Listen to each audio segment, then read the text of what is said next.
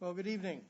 I'd like to welcome you back to Pottsgrove and call this first meeting of the 21-22 school year to order. And I'd like to, as I said, welcome everybody back to meetings in person with us. Glad to be here and glad to have you all back. So with that, we've been called to order, and we'll do the Pledge of Allegiance.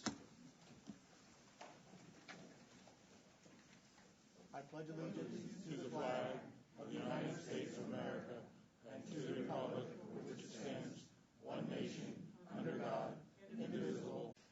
Executive session announcements. We've had a number of executive sessions since we've been away.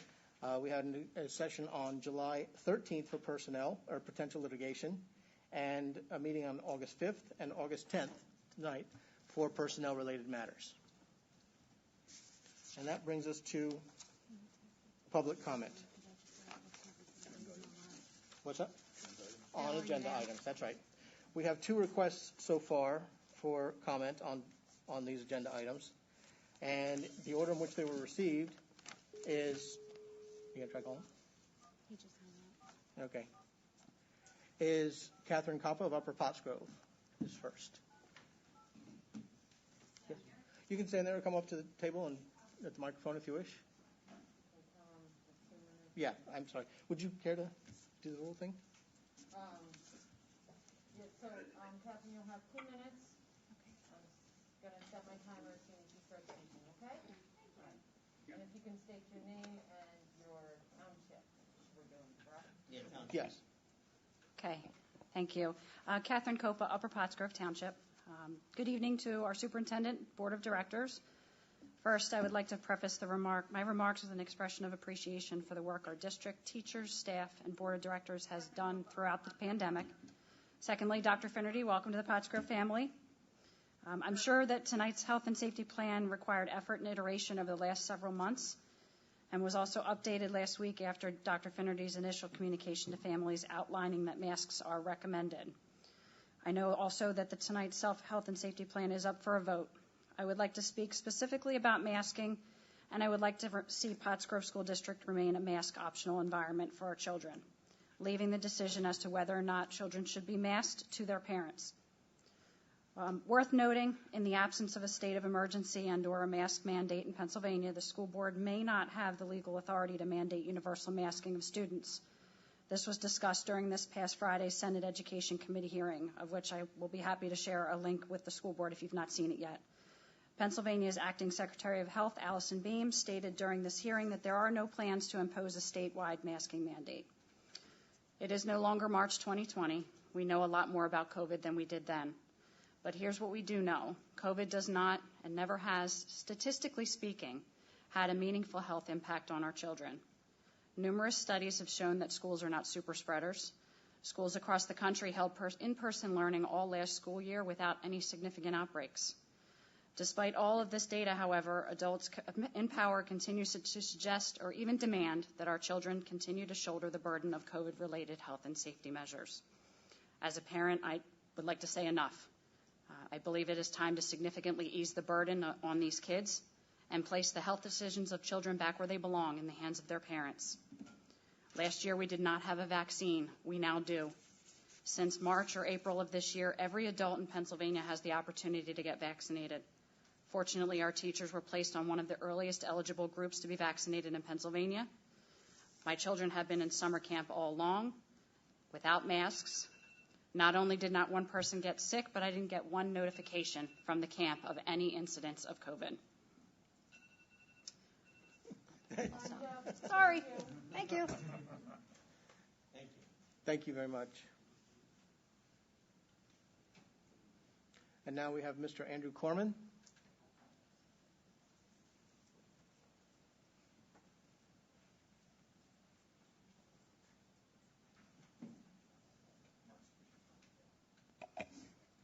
Good evening, board, and welcome, Dr. Finnerty. Sorry for the mispronouncement. My name is Andy Corman, and we have been Upper Pottsgrove residents for 15 years. So I do have a rising junior. We just graduated our oldest child this past June. So I want to echo the thoughts of the previous parent and state that just a few items. One is that the emergency order has been lifted.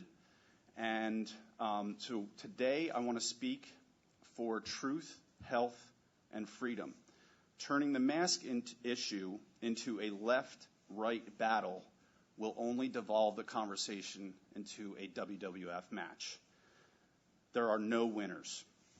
Truth, health, and freedom are of utmost importance to the students, faculty, and staff of Pottsgrove School District. Instead, let's just focus on the ramifications of mask wearing in today's world. One, if you Google mask mouth, you'll find that dentists are seeing a 50% increase in oral health problems, including tooth decay, inflamed gums, bad breath, gum disease, and those are just a few of the items, not to mention shortness of breath, headaches. There are neighboring districts who have already voted to make masks optional for the 21-22 school year, and I encourage the Pottsgrove School Board to do the same for the health and safety and well-being of the community. Thank you very much. Thank you. Very good. Let me give to you into the record.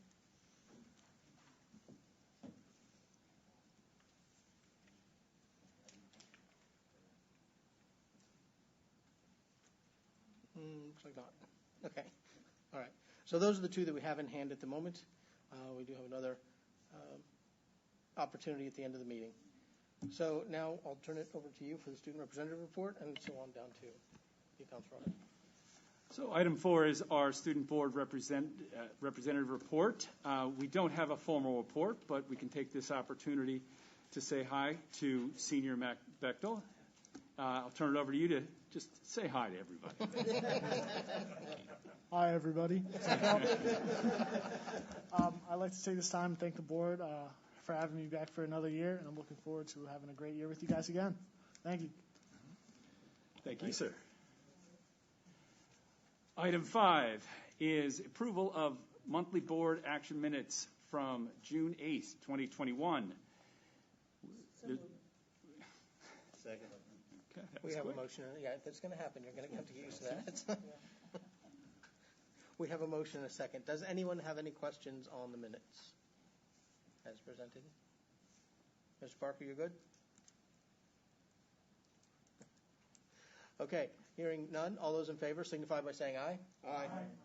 All those opposed say no. So ordered without objection. I move that we accept the high school accounts, the middle school, and cafeteria accounts as presented. So moved. Second.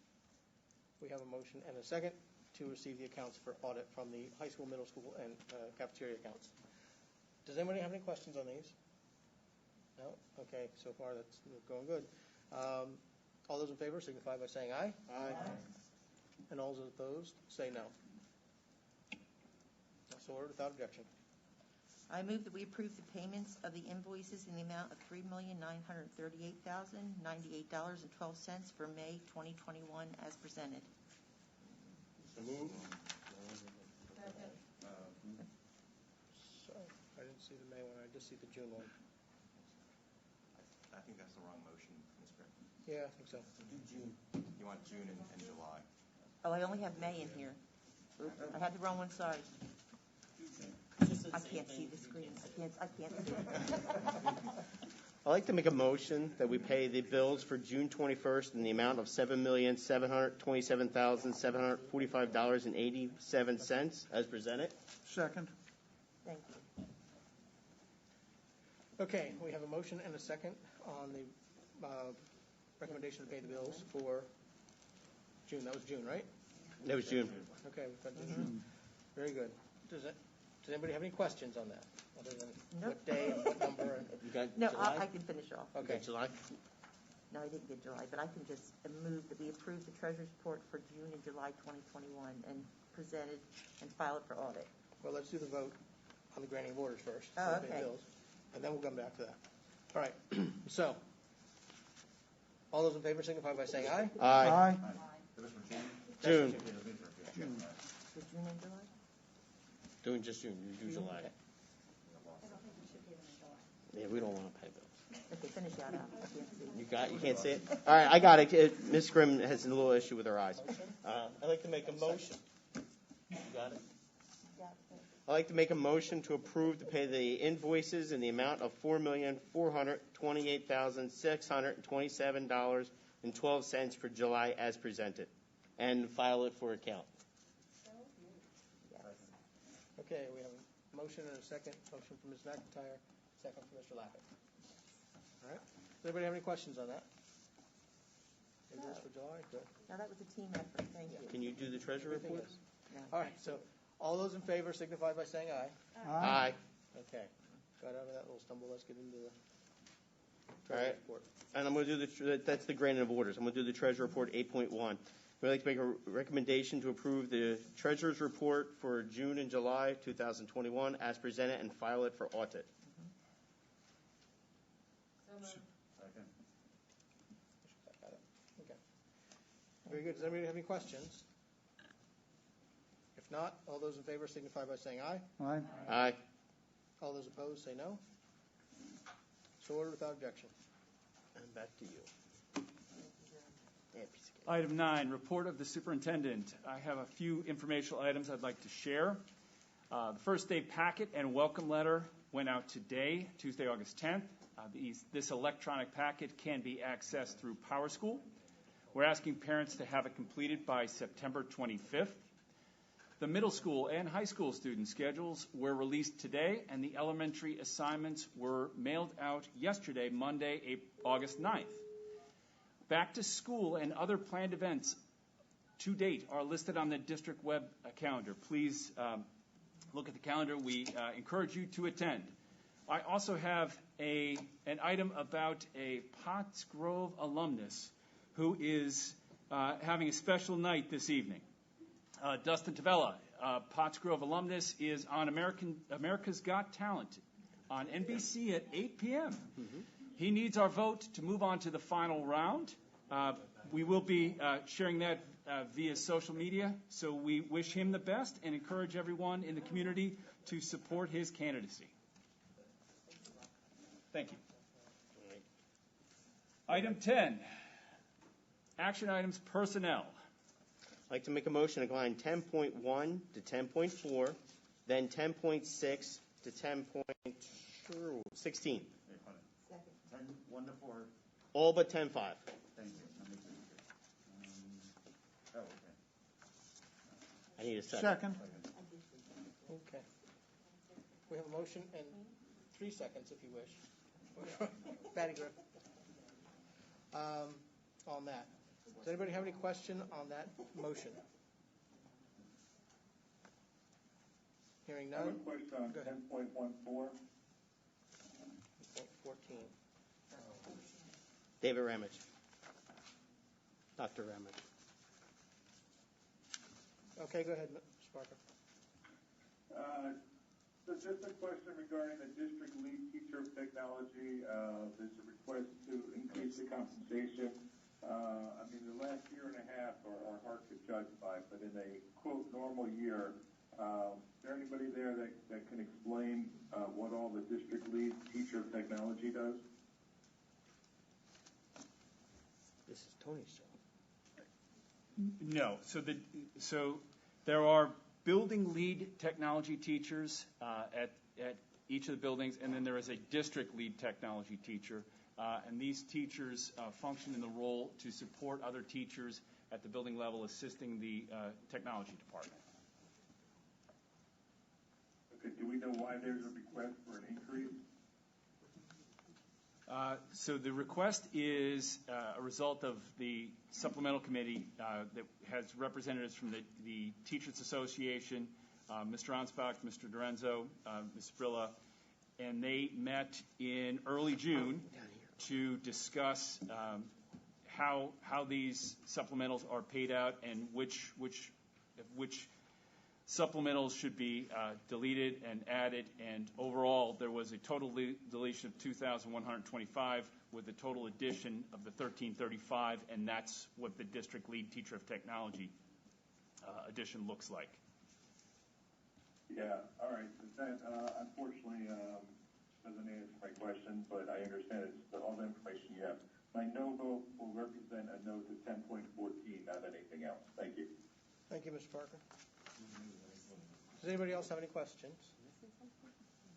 Hearing none, all those in favor signify by saying aye. Aye. All those opposed say no. No. Okay. Did we get a motion and a second? Yes. Earlier on. Yeah, I was the second. Yeah. I think if I'm correct, Mr. Parker only wanted to vote no on 1014. 10, that right.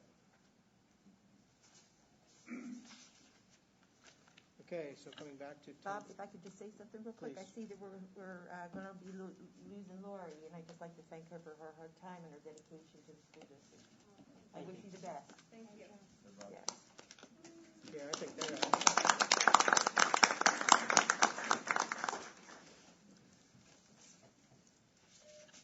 And if I can just say, Please. Joyce Stathopoulos is resigning, or is retiring, sorry, misspoke. And That's I just next. wanna say- We didn't do that yet. Oh, we didn't do that. Then No, why did I you- left that out on purpose. I know, but didn't Bill I left just her talk out on about 10.14? purpose. We did before 10.5 and after 10.5, left 10.5. Gotcha. So now we're going to give 10 more. Yeah, I left her out on purpose so we can. That's okay. That's all right. All right, I'm good now. All right. So we have that motion. Now we are on 10.5. Thank you very much. Professional staff retirement. Recommendation is to approve professional staff retirements as presented. Second. Okay, so now would be the time for comments. Ms. Gunter? Mrs. S., as everyone has always called her, was a wonderful, caring teacher. Both of my kids had her. She was actually my son's in-home tutor when he was out for his surgeries, and she's just a really good teacher, and we're going to miss her. Okay. Yeah, I like to wish her good luck. She had my son who graduated in 2006, but she was just wonderful, so kind to the students, so passionate. So Joy, we just wish you the very best. We did that.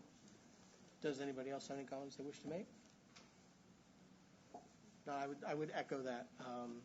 Mrs. Stopos was just tremendous. I think all of my kids went through, and you know, it's one of those things. We get used to it in the military where you have what they call hail and farewells, you know, and you welcome the newest folks in and say goodbye to the folks who are leaving. And it's always kind of bittersweet because you've worked with these people, you've enjoyed their company, you've enjoyed being with them, you've enjoyed having them as part of the family, and now they're moving on to something else. And it's kind of a tough thing, but there's going to be new folks coming along, and we appreciate all the things that have happened, not only from Mrs. S., but all the other folks who are retiring and looking for greener pastures. So thank you and for everything that you've done, and we'll miss you. So with that, nobody else. All those in favor signify by saying aye. Aye. All those opposed say no. All right, very well. I'll do item 11. Item 11, action items business. 11.1, Montgomery County Office of Drug and Alcohol and Mental Health Letter of Agreement. The administration recommends approval of the letter of agreement between Creative Health Services and Pottsgrove School District for the provision of student assistant programming for the 2021-2022 school year.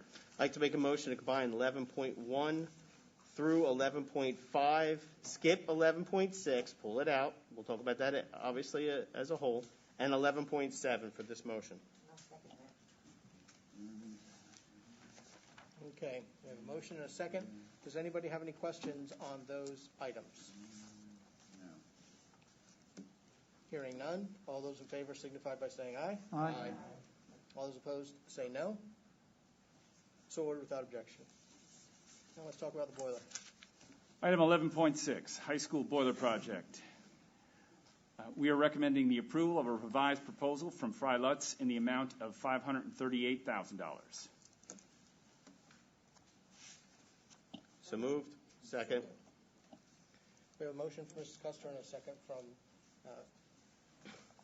Al, Mr. Leach, for this. So do we have any questions on the high school boiler project change order?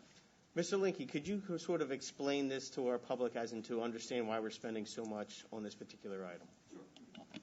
Not a problem. When the high school was under renovation, when they completed, we found out that the HVAC system was not able to maintain temperature for heating and or cooling. And Mr. Nestor and prior administration have reached out to Fox Rothschild to see what we can do to correct the situation. So it seems like the boilers were undersized for the project by Moore Engineering. At the June 8th board meeting, I believe, we settled to receive $490,000 from Moore Engineering's insurance company for the failure of the heating and cooling of the system. So when Freilich proposed the solution to fix the issue, when they issued the proposal, they used the prevailing wages as of 2014 when the high school was under renovation. The prevailing wages that should have been used were the current ones in 2021. Because of this added about $40,000 more to the cost of the project. Through with assistance with Brian Sewers at Fox Rothschild, we've negotiated that Freilich would absorb half the cost of the increase in the cost, and the district would eat the other half. And that's where we're at today. Thank you. That's a good summary, and the takeaway is that, I'm sorry, that's an excellent summary of what happened, and the bottom line takeaway is that virtually the whole cost, not quite all of it, is going to be coming back to the district based on the June settlement with the architect and the original installer. So the district is getting compensated for about, I guess, almost 90-some% of that, isn't it, Ron? Yeah. Right.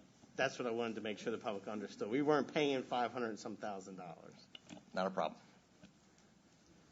Okay. Very good. Are there any other questions or comments? Hearing none. All those in favor signify by saying aye. Aye. All those opposed say no. So ordered without objection. Item 12, action items education. Item 12.1, the 2021-2022 Health and Safety Plan. Recommended action is to approve the 2021-2022 Health and Safety Plan. I want to note for the record there is a change in one phrase on page 3 of the plan. The plan originally read, the federal order issued in January 2021 requires all individuals, regardless of vaccination status, must wear a face coverings when on school buses. To reflect the actual language of the federal order, that should read, must wear face masks, not face coverings, when riding school buses. So our recommendation is to approve that safety plan as amended. The documents in board docs are the corrected one. The document on the website is the corrected one. So moved. Second. We have a motion and a second. Are there any questions on the health and safety plan, the revised health and safety plan? Just for the public's perception, if you could explain the whole idea of what we're asking for in masks. What I'd like to do is I'd like to invite Mr. Vores up to the podium. He was instrumental in drafting this, and his leadership in this plan was instrumental, so I'd like him to kind of walk us through it, and together we can answer any questions you have. Good evening, everyone. Good to see everybody in person again. So as Dr. Finnerty said, what we wanted to do tonight is provide for you a summary of the information that we used in the development of this plan, as well as a summary of the plan itself. So all of our planning right now is focused on having students back in school 5 days a week for in-person instruction, unless, of course, an emergency declaration at some point in time would not allow us to do that. All guidance that we've received to date really reflects that same language, keeping students in school as much as we possibly can. This year, there is less emphasis on cleaning protocols. However, Mr. Cardwell and his team are continuing with cleaning protocols as suggested by the CDC. But again, less emphasis is really on that cleaning protocol piece. There does continue to be heavy emphasis on both social distancing as well as face masking in terms of what that looks like. And we'll talk a little bit about that in just a second here. It's important to note that all school districts across the state were provided with the same template, and that template really required districts to answer 3 questions. It's not dissimilar from what occurred last year in that we were all provided with a standard template. The big difference this year is we're not dealing with a 65-plus page document, we're dealing with a 5-page document. And really, that's done intentionally to ensure that our staff and our students remain healthy, but also allows us as a district to have flexibility in terms of implementing the plan and, again, keep kids in school to the greatest extent possible. As we began putting our guidelines together, we really started with the face masking piece. We are using language directly from the Montgomery County Office of Public Health as well as the CDC, and that language reads, the district recommends universal indoor masking for teachers, staff, students, and visitors to school, regardless of vaccination status and school district level community transmission. Again, per Dr. Finity's amendment that you heard him make on that particular plan, and it reflecting the actual language of the federal order, all individuals on a school bus, because it is public transportation, are required to wear a face mask. The district will maintain 3 feet to the greatest extent possible in all of our instructional settings. Non-essential visitors, volunteers, activities, other organizations will be limited during school hours, and that's an important note there, during school hours. However, for any district contracted services, meaning anything that we're hiring an individual to come in and provide direct service to the school or students, those individuals will be provided or granted access to our building. Anybody else essentially would need either not be allowed during school hours or would need to seek special permission. Another important piece this year, and this is a change in terms of some of the guidance that we were dealing with last year, and that's specific to quarantining and isolating.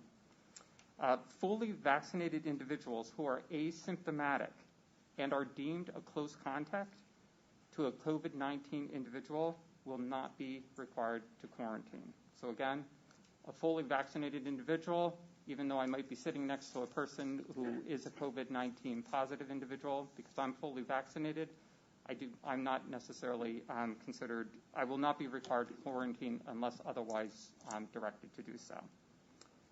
The other piece with regard to isolation really talks about if both a COVID-19 individual and an unvaccinated individual who was exposed to COVID-19 were wearing masks and practicing social distancing of at least 3 feet or more, the exposed individual will not be identified as a close contact.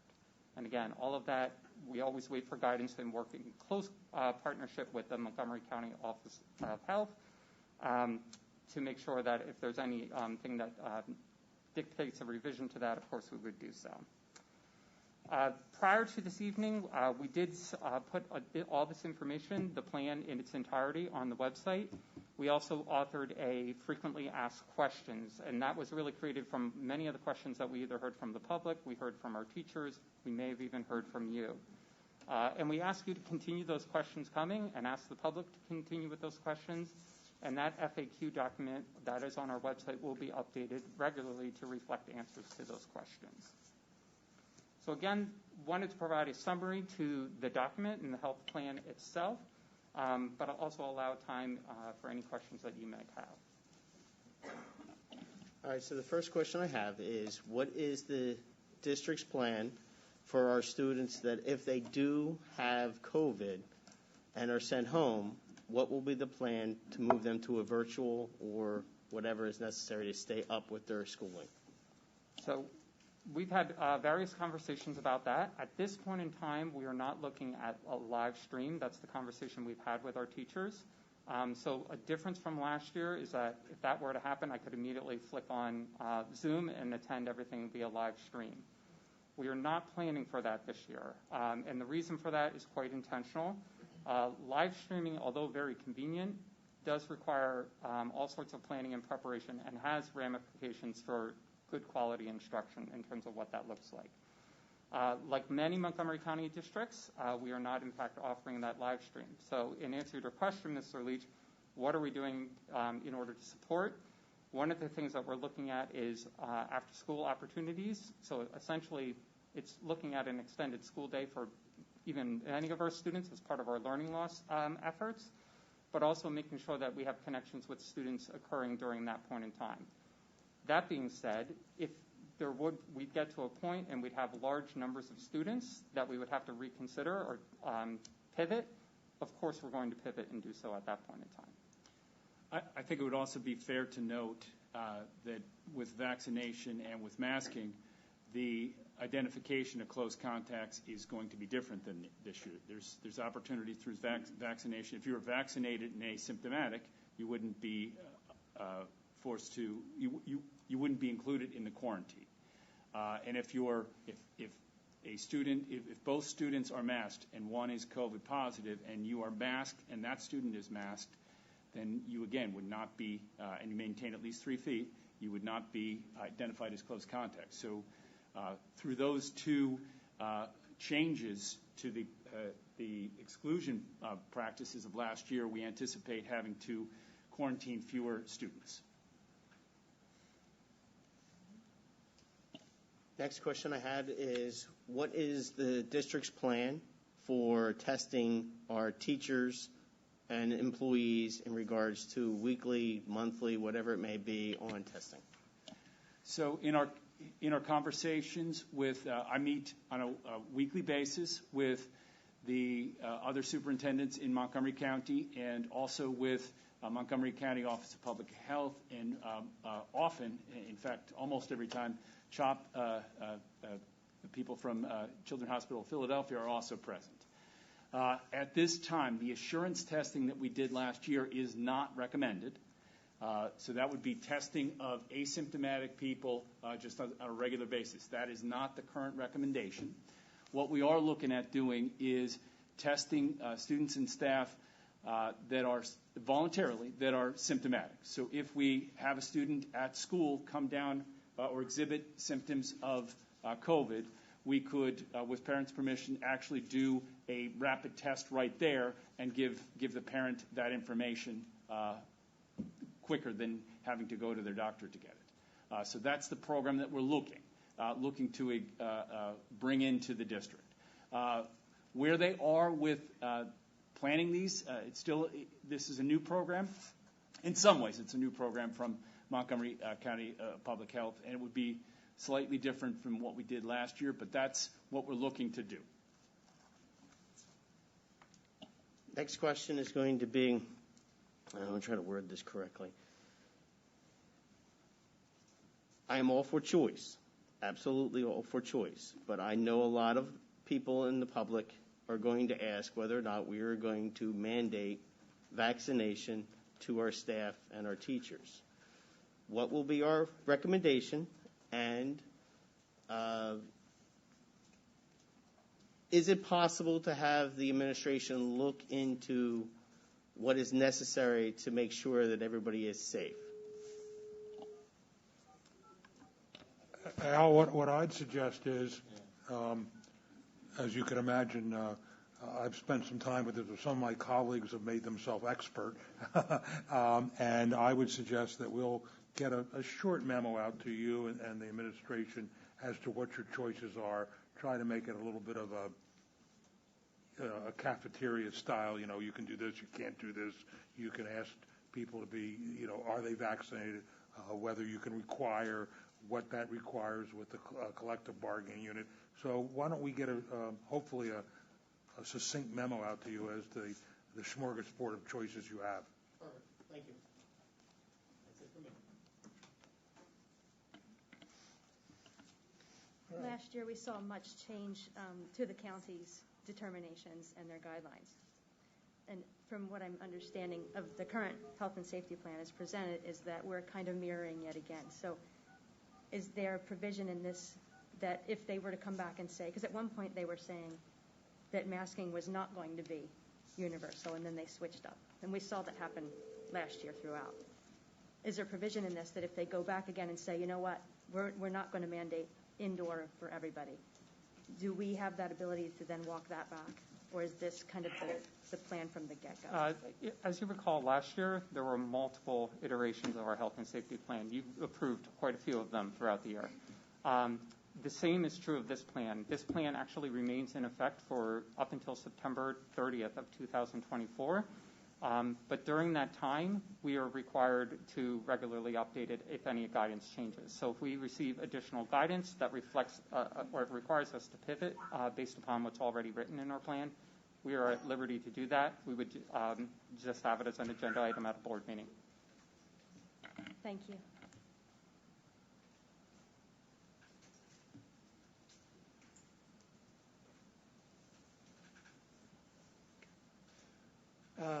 Are there any other questions?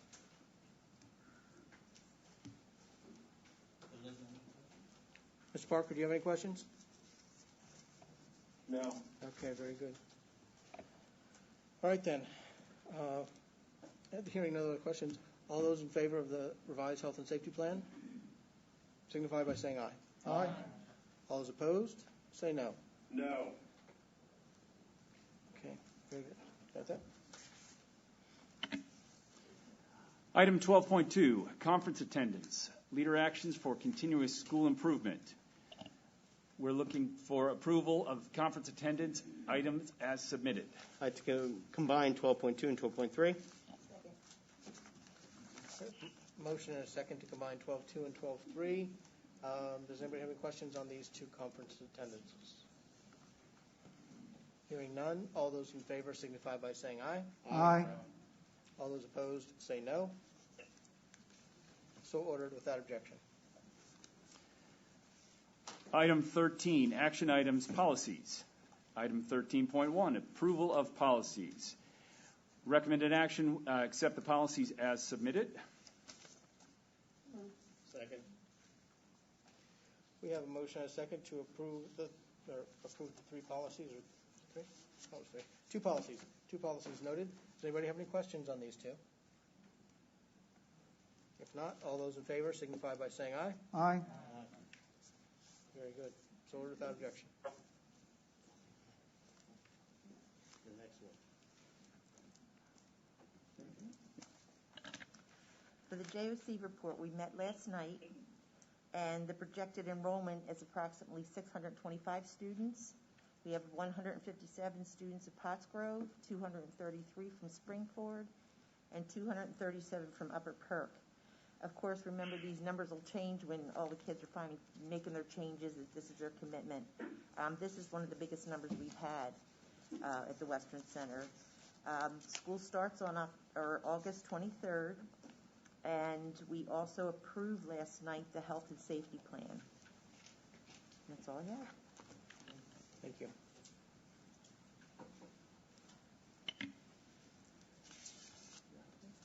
Item 15, committee items. 15.1, policy committee meeting May 25th, 2021.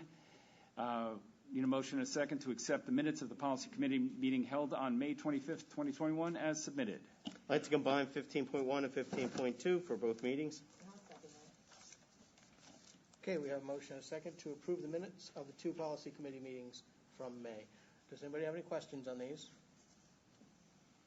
If not, all those in favor signify by saying aye. Aye.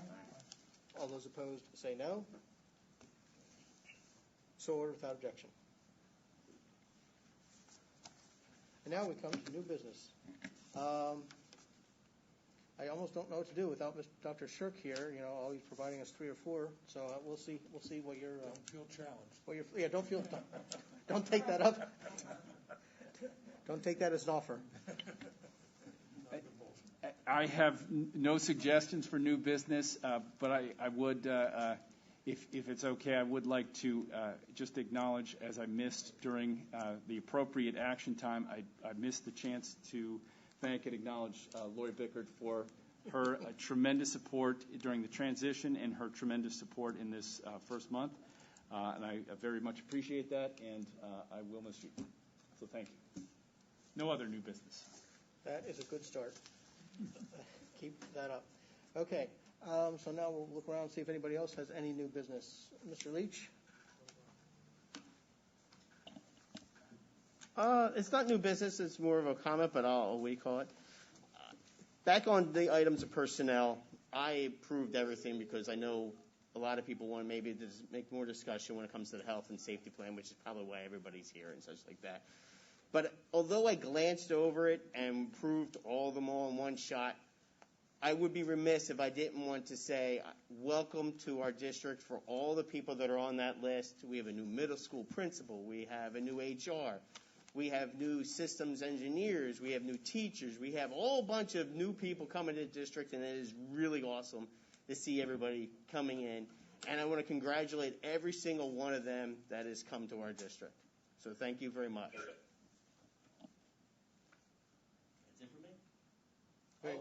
No. One more thing. All right, one more thing. Welcome Dr. Finnerty. It's his first meeting.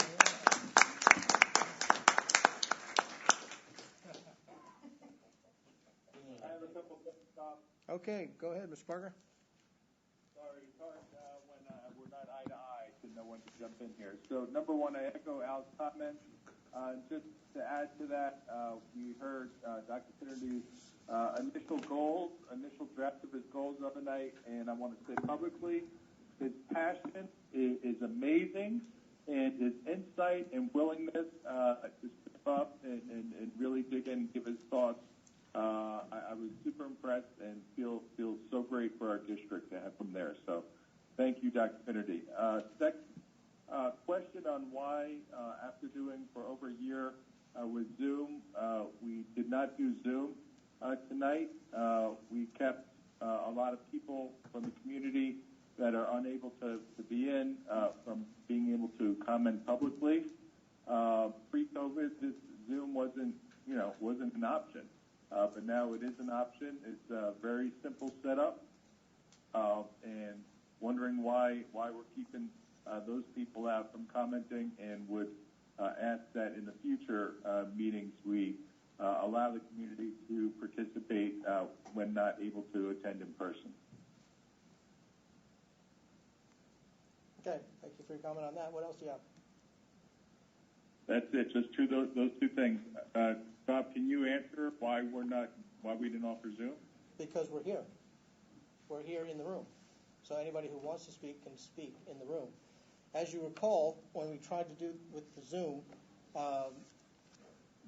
having several of us in the room, there was a feedback issue, there was a lag issue, there was a problem as to whose microphone was on, whose wasn't, and it presented great technical difficulties. It's not insurmountable, but it was just inconvenient and not simple.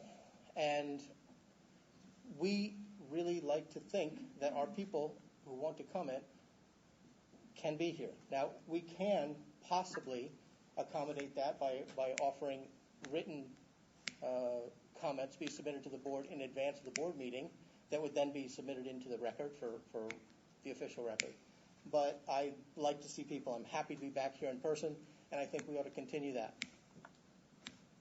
If I can comment on that, that's great. I agree. I love having people here, but we also have a lot of people that work in the evenings or have small children or they're first responders that would be here if they could, but they can't, but they could be through Zoom, which the Zoom was, yes, all the problems you mentioned are valid, but it would be nice if we could try to come up with some way, whether it be through email or some other comment section, but where there were really questions, I should say, where people can actually ask questions during the meeting as opposed to, or during public comment, as opposed to the Facebook-like comments we had during Zoom. But we do have a lot of people that would like to, but they can't because of real viable limitations. So it's not just a matter of the lack of desire to be here, it's the lack of the ability because of their life. So I would like us to be able to find some way that they can communicate with us. All right. I think we can accommodate that. We can talk about that as a board and come up with a solution there that I think will accommodate. Yeah, I'm not sure what the solution is. Maybe our tech department can. I mean, there's a lot of changes out there. Again, and I'm not telling you how you should do your business.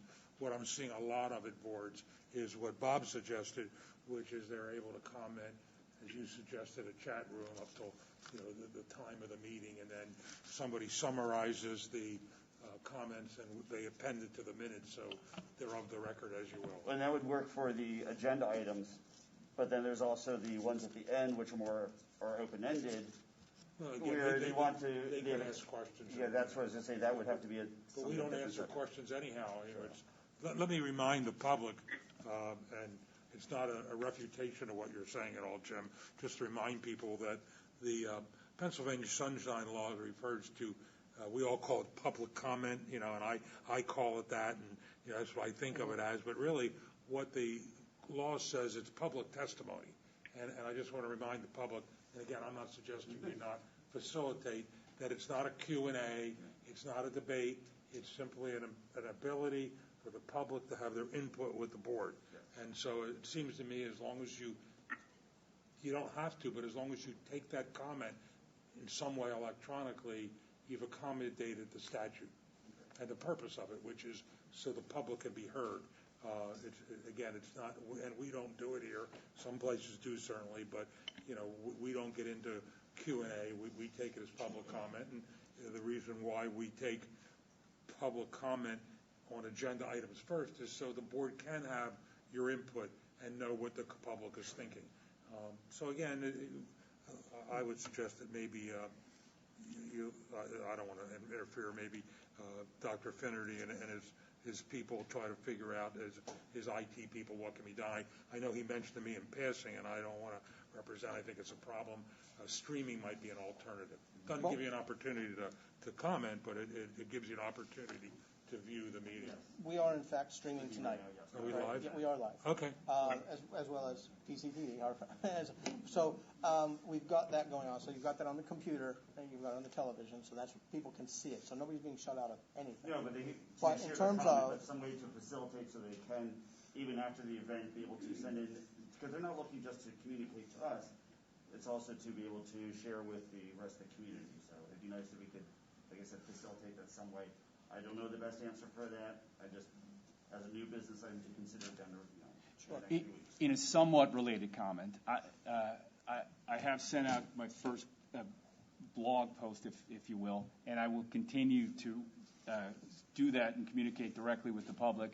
And I did receive about 15 or 20 emails back, and I responded to those emails. 3,000 emails? I don't know. But I do like that. I do like communicating in that manner, and so that is another avenue. I mean, maybe like an online form similar to our hard copy form that the public comes in and fills out here and say, you know, ahead of the meeting, say submit this by 10 p.m. the night prior. We have time to digest that and take that in, and then obviously just keep that an open-ended thing so that people can be heard in that way and we can keep that order of business. I just don't want to exclude the public. Sure, same. Which I know we're not trying to, just, no. You know, sometimes our actions end up doing that by accident, so. Yeah, we can, there are ways to do it. Okay. Very good. So we'll take that under advisement, Mr. Parker, and look, see if we can't find some way to do that accommodation that we'll then talk to as a board and implement as part of our policy. All right. Does anybody else have anything for new business for this evening? Please. I just want to, as we're getting started with everything, all the new year, I give it to all of our volunteers. So nice to see us back on a roll. There's so many different activities. They're doing all kinds of fundraisers. The football team had a car wash. It's just so nice to see us back on a roll. There's so many different activities going on now. So I just want to wish them good luck and keep us posted so we can attend them. But I thank everybody for volunteering. It's very important. Thank you. All right, I think that's the end of our new business for this evening. And that'll take us to public comment. So I have one request here from, and it looks like Scheller, Wade Scheller.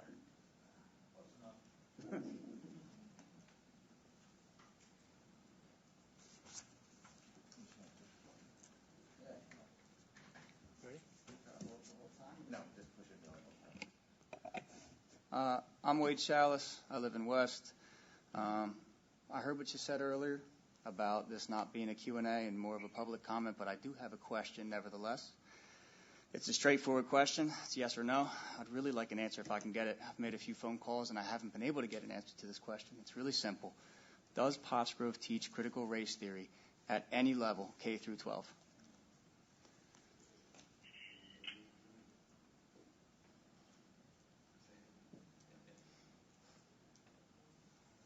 Go ahead.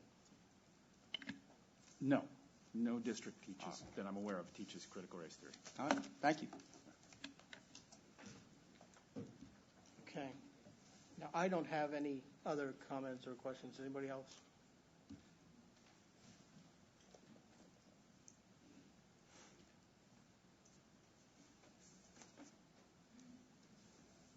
Thank you. John Rossi, Lower Pottsgrove. A couple of questions I have. Caught my ear when we were talking about the health and safety plan. You had mentioned about the possibility of in-school staff possibly being able to administer the COVID test. Who would do that? School nurses? How many do we have? And if they are assigned to do that, are they qualified to do that? I mean, these are things people are going to be looking for, because you said it, with the parents' permission, they could do that. I heard that part. And second, the issue with the Zoom. When we were shut down, board meetings were on Zoom. Kids were learning on Zoom, on the computer with their classes. Now all of a sudden we're back here, and Zoom's not going to happen for the board meetings for those people who can't be here. Because I know if tomorrow Governor Wolf says, which I hope he doesn't, schools are shut down. Boy, I bet you Zoom comes right back real quick. So we got to figure it out. We have to have a way to let the people who cannot get out of the house, whether they're homebound, whether, like you said, they're first responders, medical people, work nighttime, we got to let them in on I know it's live tonight, it's on YouTube, but they can't say anything. Okay? We have to have that with our community to go forward. We don't have that, then that's a big issue, I think, going forward, because we've been doing it for how long? Now all of a sudden the first meeting we're back live, we can't do it. That's all I have. Thank you.